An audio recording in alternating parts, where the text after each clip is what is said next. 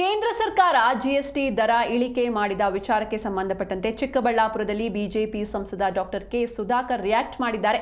GST ಇಳಿಕೆ ಮಾಡಿದ್ದು ದಸರಾ ದೀಪಾವಳಿ ಉಡುಗೊರೆ. ಪ್ರಧಾನಿಯಿಂದ ದೇಶದ ಜನರಿಗೆ ದಸರಾ ದೀಪಾವಳಿ ಗಿಫ್ಟ್ ಸಿಕ್ಕಿದೆ.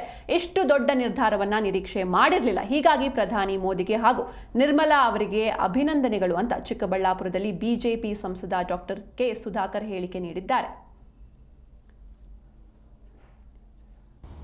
ದಸರಾ ಹಾಗೂ ದೀಪಾವಳಿ ಪ್ರಯುಕ್ತ ದೇಶದ 140 ಕೋಟಿ ಜನರಿಗೂ ಕೂಡ ಒಂದು ದೊಡ್ಡ ಉಡುಗೊರೆಯನ್ನು ಕೊಟ್ಟಿದ್ದಾರೆ ಅಂತ ನಾವು ಹೇಳಬೇಕಾಗ್ತದೆ.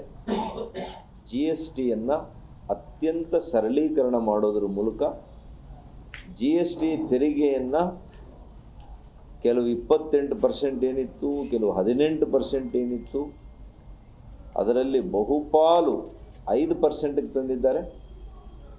ಅತ್ಯಂತ ಉಪಯುಕ್ತವಾಗಿರ್ತಕ್ಕಂಥ ಆರೋಗ್ಯ ಹೆಲ್ತ್ ಇನ್ಶೂರೆನ್ಸಲ್ಲಿ. ಹಾಗಾಗಿ ಅದಕ್ಕೆ ಹೇಳಿದೆ, ಇದು ದೊಡ್ಡ ಉಡುಗೊರೆ, ಯಾರೂ ನಿರೀಕ್ಷೆ ಮಾಡಲಿಕ್ಕೆ ಸಾಧ್ಯ ಇಲ್ಲ. ನಾನು ಕೂಡ ಆರ್ಥಿಕ ಇಲಾಖೆಯ ಸ್ಟ್ಯಾಂಡಿಂಗ್ ಕಮಿಟಿಯಲ್ಲಿ ಕೆಲಸವನ್ನು ಮಾಡ್ತಾಯಿದ್ದೆ. ಮಾನ್ಯ ಪ್ರಧಾನಿಗಳು ಅವಕಾಶ ಕೊಟ್ಟಿದ್ದಾರೆ, ಅದು ಮಾಡ್ತಾಯಿದ್ದೀವಿ. ದಸರಾ ಹಾಗೂ ದೀಪಾವಳಿ ಪ್ರಯುಕ್ತ